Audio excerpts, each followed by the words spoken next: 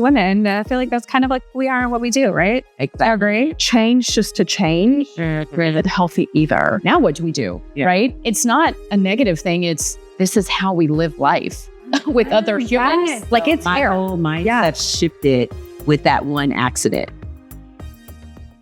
You're talking about like setting your day up with intentionality. And this is one of the practices that I've used. I feel like whenever I am out of alignment and I'm just sort of like grasping at all the things, and you can feel it. When you have a morning practice or you have like an intentional, a grounding moment, or whenever you're able to deal with life, you're able to know what's really your pivot and what's not your pivot. You're able to like kind of like ground yourself in like, whatever the day brings, I'm open to, right? Or however you enter into your day. And I love that you said that.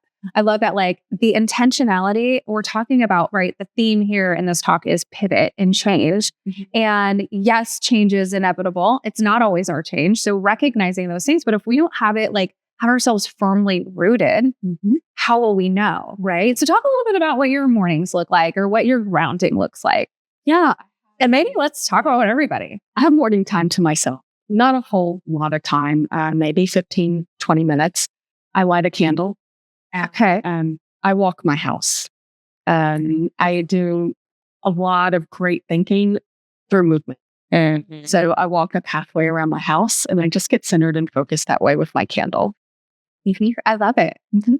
Mine's also movement. In the morning, I get up before the phone starts ringing, the emails start blowing up. Very high intensity workouts I do. And I just zone out. Because that's the only way I can get clarity. Like I can drown out the noise for anything else. And so then I'm able to clearly think. Of course, I'm still half asleep. So my body's like doesn't know what's happening. And so, but that's my time, and my brain, like there's so many things that, like listening to my Peloton instructor, and I'm like, oh my gosh. And I'm thinking about these things in the morning so that I can, my brain is already going now. Yeah. And so by the time I'm done taking a shower, have my, breakfast, load up on protein, like I'm kind of ready to go at that moment, right? You can attack the day. Right. Exactly. Whatever comes your way. I feel a lot more equipped to handle the fires that inevitably will come, that we have to constantly pivot on a number of occasions throughout the day, because I'm kind of amped up. You're like, I'm like, let's go. Everybody's different. Probably me and you are a little bit like, and we're ready. Let's go. Oh yeah. Let's flow through the day. You're like, let's go. Yeah. I thought it's probably like a combination. So I firmly believe in giving myself the first 90 minutes of the day and the last 90 minutes. Oh, okay. Only because my day requires of me to give of myself to everyone else for the rest of the day.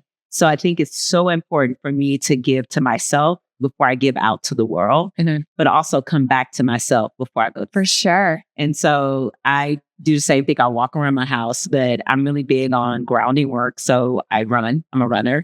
So I go out and I go for my run. But in the middle of my run, I always take off my shoes and socks and kind of like ground myself in stillness, because I know a lot starts flushing through movement and a lot of stuff start coming in. But then that's when I self-assess, like when I put my feet on the ground and I'm like assessing all the information that's coming to me in that moment. And then I process it on my way back home, and then I'm ready to give to other people, because my mom used to always say, you can't pour out of your cup unless you pour back into your cup. That's right. And so I try to do that as a method of like me pouring into myself first. And now I can give out to the world. So that's kind of my morning. It's just like really also assessing the information, like how is my body feeling? What is what state of mind am I in? Because I have to give to other people in the right state of mind.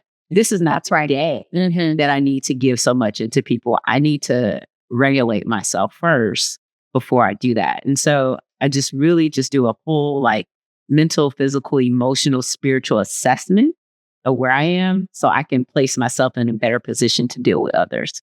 I love that. Is your evening 90 minutes one of solitude as well? Yeah, it is. Yes, I have to. No, we're like, wait, what are we doing? And I'm like, taking notes. And I tell people that's only because I have a teenager at my house now. Like, so, so that's different too. So my Oh yeah, it has to change. My home environment is also different and set up differently now. So it was not 90 minutes before. Okay.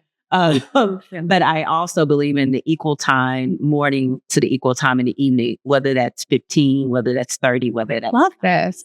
But I just think it's important because I have given so much of myself to come back to self at the end of the day. I love this equal parts, right? Yeah, equal because parts. I tend to, me and maybe others, like, we're like, okay, we're doing this in the morning, so we're ready to go. But like how we're winding down, is also so important. I think what we started off talking about pivot, right? And we know pivot change is inevitable. But what I love and how I love that the direction of this conversation really went is like, it's inevitable. We can't escape it. We've got to get comfortable with it. But how you approach your day and your life and the circumstances really matter with how you could go through it. And for everyone who's listening or watching, I mean, you kind of heard how we all do it differently. I guess there's really the other thing that we learn here is there's like no one way to set up your day or to prepare yourself, but just try to find those like moments. Ladies, thank you so much for being a part of Shop Talk. Thank you for having us.